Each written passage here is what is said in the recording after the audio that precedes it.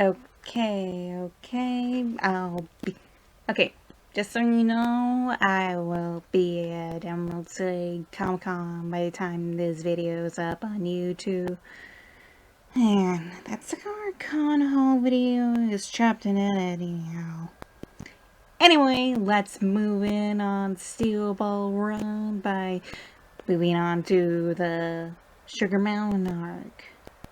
We start with a flashback of Zappelli family past, specifically Gyro having some special time with a lady who would turn out to be married.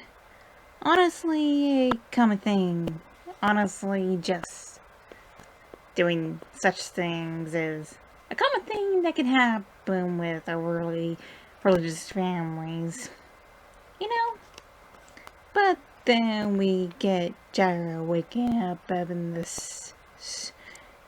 snowy places of the Midwest, and Johnny's got some cooking started thanks to its dams upgrade.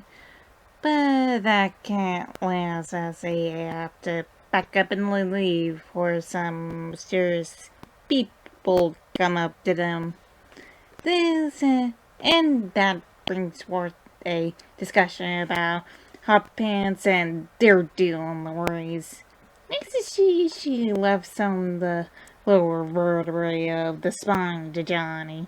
It's no wonder he's keeping his mouth shut about HP's true gender. Still, plenty of mouth staying shut as ever, though our JoJo knows that their friendly Corpseve is working on orders from Gyro's country, maybe, and our Zappelli's not saying anything about the Jane yet. Moving along, our heroes know that they got multiple enemies coming in, and they might as well find the corpse here since they're at the Michigan lakeside and such. But then we get some shenanigans thanks to a girl who sold Gyro's ball. They chase the thief until they reach a big old tree, and it's supposedly holding the corpse parts. Also, the little thief is named Sugar Mountain. She kind of lives in that tree. Is likely an orphan, considering how Gyro came in on her playing house, and also she might be nearsighted. Yet she managed to take things people have dropped, including some mushrooms. She even brings out a meal after Gyro gets frustrated, but more importantly, she's a stand user with her powers evolving a guessing game where you need to be honest or die in a painful way. Our protagonists end up getting the corpse ears out of it, but it really seems too easy, and Sugar gives them a warning that they need to use up everything they won by sunset. So it's less of a game show and more laughing save. So it's less of a game show and more laughing salesman.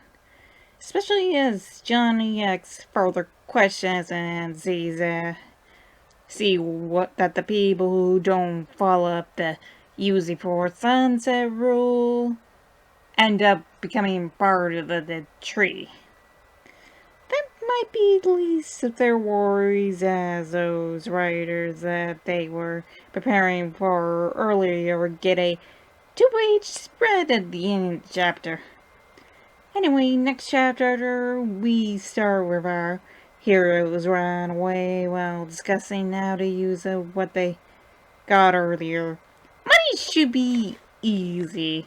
In fact, they tried to buy someone's land with the money, but due to how this man hasn't seen $100 bills before, they are met with shock after some extra negotiation trying to give away a watch. It appears Gyro is becoming a tree. And this is because we tried to give the watch away. We even get a flashback to confirm it as well as along with the fact that they also got the other arm.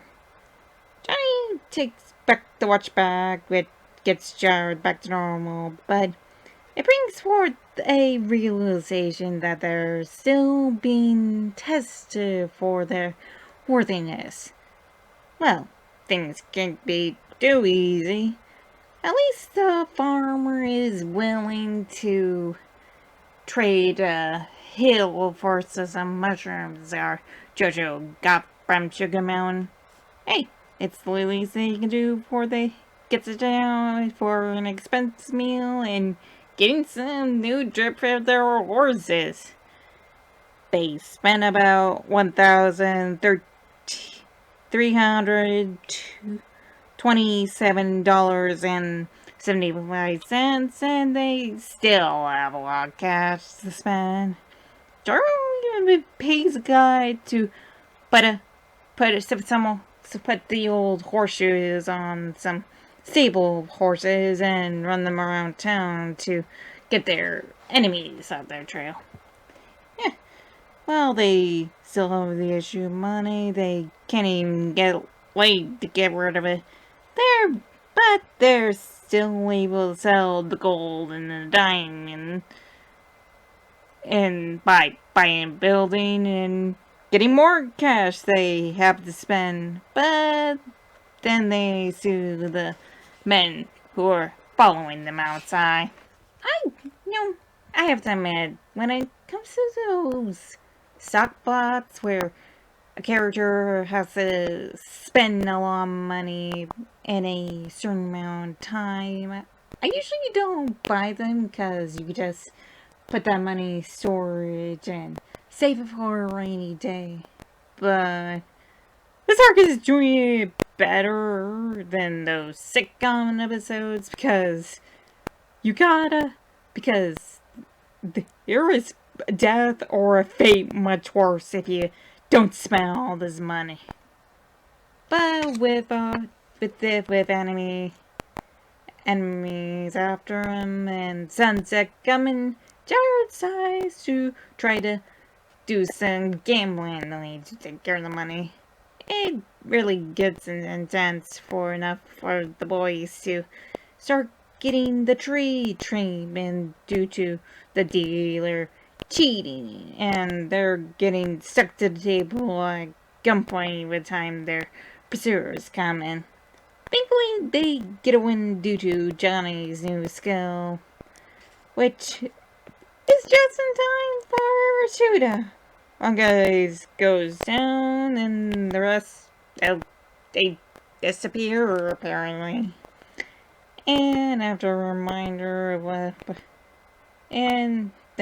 but, you know what, don't worry, it was just one guy with his multiplying sand, and Jaro doesn't notice that in time before the chapter ends.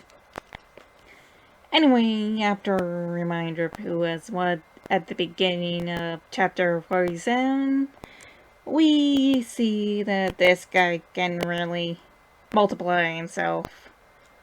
Or, yeah. It really brings forth a conflict and a total shootout since this man is avoiding death. But this might have something to do with the mark in his back. Anyway, our boys are getting really injured, and Jair's got to use the watch as payment to get some string. Well, probably get the zombie or string out of the bag.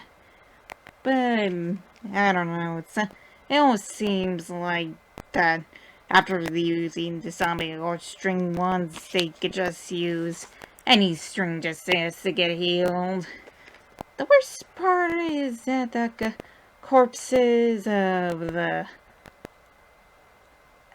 assassin are starting to move around to surround our heroes, but Johnny manages to make his last shot count to delay getting shot, only for the other casino patrons to shoot down their enemy because Jagger managed to pay them off with all their winnings and such so they can be saved and complete their deal with Sugar Mountain.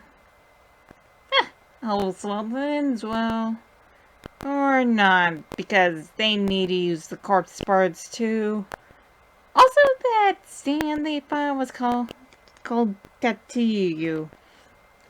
Okay, well, I gotta say, this was quite the ride, and like I said, I don't like the character spends money stock plot, but this man needs to really do it better.